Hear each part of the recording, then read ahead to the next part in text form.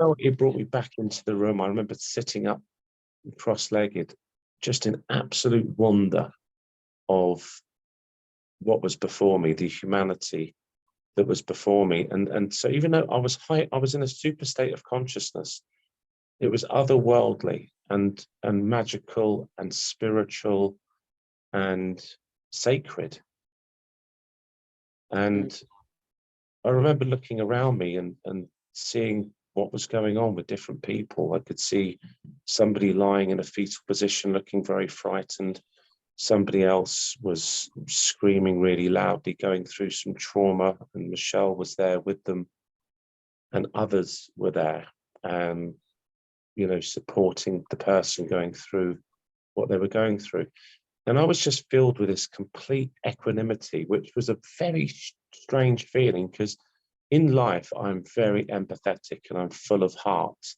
And normally, if somebody was in distress, I would be there for them immediately, wanting to see how I could support them. But something told me that right now, my best position to do was just to really observe and take it all in. It was like a microcosm or a macrocosm, I forget which way around they are, of the whole world.